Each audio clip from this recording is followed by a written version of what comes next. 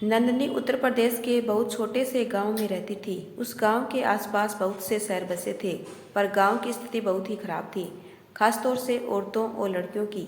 गांव में लड़कियों के लिए केवल 8वीं कक्षा तक का ही एक सरकारी स्कूल था।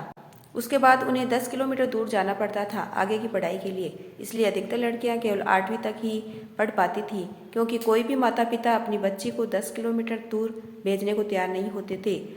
लड़कों के लिए वहां 12वीं तक के स्कूल उपलब्ध थे, जिससे सरकार की मंशा भी साफ स्पष्ट होती थी कि वह भी लड़कियों को आगे पढ़ाने लिखाने में दिलचस्पी नहीं लेना चाहती थी।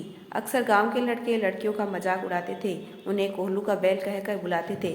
बेचारी लड़कियां चुपचाप यह सब सुनती रहती थी। नंदनी का दिमाग गर्म हो जाता था यह सब सुनकर।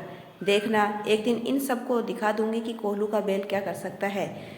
नंदनी ने अपनी सहेलियों से कहा, छोड़ना नंदू, हमारी किस्मत में यही लिखा है। तो इन लड़कों के मुँह मत लगाकर। कल को कुछ ऊंच नीच हो गई तो इन लड़कों को कोई कुछ नहीं कहेगा, इल्जाम हम पर ही आएगा। नंदनी की सहेली ने उसे समझाते हुए कहा, हम इनसे इतना डर कर क्यों रहते हैं सविता? नंदनी ने गुस्से में कहा, क्योंकि हम लड़कियां हैं नंदू, हम कुछ नहीं कर सकते। और तू जिसे सबक सिखाने की बात कर रही है वो कौन है, तू जानती है ना? सविता ने कहा, होगा वो सरपंच का पोता, पर गांव तो हम सबका है। एक दिन सरपंच जी भी मानेंगे कि हम लड़कियां इन लड़कों से कम नहीं हैं। नंदनी बोली। कुछ माह बाद 2020 में कोरोना वायरस की महामारी घोषित हो गई। देखते ही देखते शहरों के साथ साथ यह बीमारी गांव में भी फैलने लगी। नंदनी का गांव भी इसे अछूता नहीं रहा। गांव के मर्द इस महामारी की चपेट में आ चुके, पर उस गांव की तरफ किसी का ध्यान नहीं था। सरकार शहरों को बचाने में लगी हुई थी, गांव की तरफ देखने की फुर्सत कहाँ थी। हर रोज गांव में मरीजों की संख्या बढ़ रही थी। छोटे छोटे घरों में किसी को अलग रखने की सुविधा कहाँ से लाते। गांव के हालात दिन पर दिन खराब होते जा रहे थे। गांव के सरपंच, मुखिया, अन्य लोग कुछ नहीं कर पा रहे थे। वो तो अपने परिवारों को बचाने में लगे हुए थे। बस अब और नहीं, ऐसे हम अपने लोगों को मरने के लिए नहीं छोड़ सकते। सरकार जब तक कुछ करेगी तब तक आधा गांव इस महामारी की चपेट में आ चुका होगा। नंदनी ने कहा, पर हम कर ही क्या सकते हैं? सरपंच और मुखिया तो खुद के परिवार को बचाने में लगे हैं, वो तो गांव के लोगों के घरों में झांक कर भी नहीं देख रहे। सुमन बोली, ये जंग अब हमें लड़नी है, अपनों को बचाने की जंग। तुम सब मेरे साथ हो तो हाथ बढ़ाओ। नंदनी ने कमर कसते हुए कहा, हम सब साथ हैं। सबने एक साथ बोला। सबसे पहले नंदनी और उसकी सहेलियों ने मिलकर गांव के अंदर आने वाले तीनों रास्तों को बंद कर दिया। उसके बाद घास फूस, लकड़ियां और रस्सियों के इस्तेमाल से 2-3 झोपड़ियां बनाई। फिर घर घर जाकर पुराने गद्दों का इंतजाम किया। उन्हें उन झोपड़ियों में बिछाकर हर घर में इस वायरस से बीमार पड़े लोगों को वहां भेजा, जिससे उनकी बीमारी से उनके परिवार वाले चपेट में न आए। गांव में डॉक्टर भी उपलब्ध नहीं थे, तो नंदनी ने इंटरनेट के जरिए इस बीमारी के आयुर्वेदिक इलाज ढूंढे, पर इन्हें वो अकेले नहीं बना सकते थे।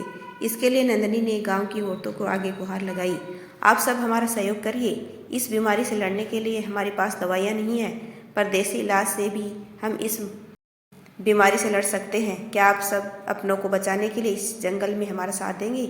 नंदनी ने उम्मीद से उनकी तरफ देखते हुए कहा, बिल्कुल नंदू बिटिया, तुम इतना कर रही हो गांव के लिए, तो हम इतना सा ना कर सकते क्या? इमरती ने दूसरी औरतों की तरफ देखते हुए कहा। सभी ने एक स्वर में इमरती की बात का समर्थन करते हुए कहा, हम सब तुम्हारे साथ हैं। सभी औरतों ने नंदनी के बताए नुस्खे के हिसाब से आयुर्वेदिक दवाइयाँ बनानी शुरू कर दी। उन दवाइयों से मरीज सही तो हो रहे थे। मरीजों की देखभाल के लिए सभी लड़कियों ने गाँव के अन्य औरतों के साथ मिलकर मास्क और दस्ताने तैयार किए। मरीजों की देखभाल करने के लिए सबने सुबह शाम की ड्यूटी निर्धारित की। एक दिन सुमन भागती हुई आई, अरे सरपंच के पोते को वायरस ने जकड़ लिया है, विदेशी दवा भी काम नहीं कर रही, हमें क्या करना है? सरपंच ने बुरे वक्त में कौन सा गांव का साथ दिया है जो हम उनकी या उनके परिवार की फिक्र करें?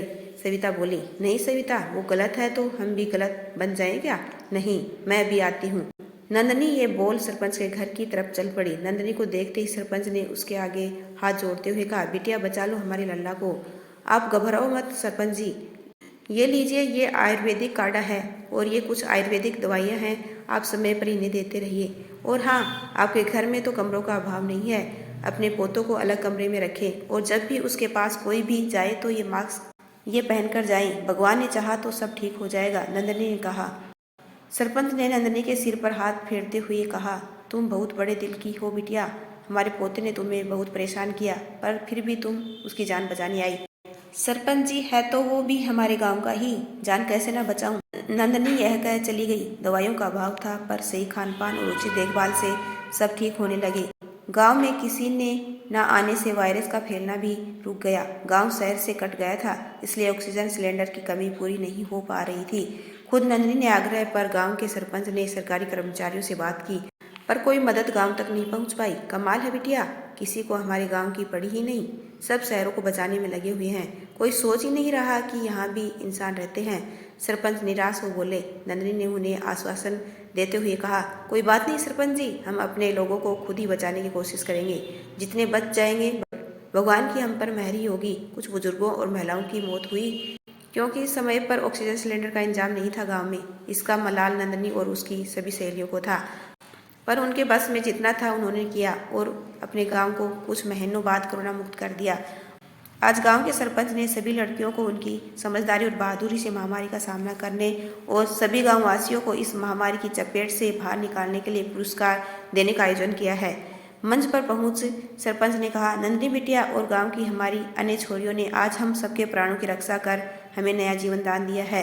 तारीफ के लिए शब्द नहीं है मेरे पास। नंदनी बिटिया ने सभी गांव वालों को जिस तरह एकजुट करके इस महामारी का सामना करने की सीख दी, वो सच में प्रशंसा के लायक है। आज हम गांव की हर बिटिया के लिए 10,000 नगद राशि की घोषणा करते हैं। यह हमारी तरफ से उन्हें ब्याह के लिए उनके माता पिता को भेंट। अब मैं नंदनी बिटिया को मंच पर बुलाना चाहूँगा। आओ मंच पर आओ।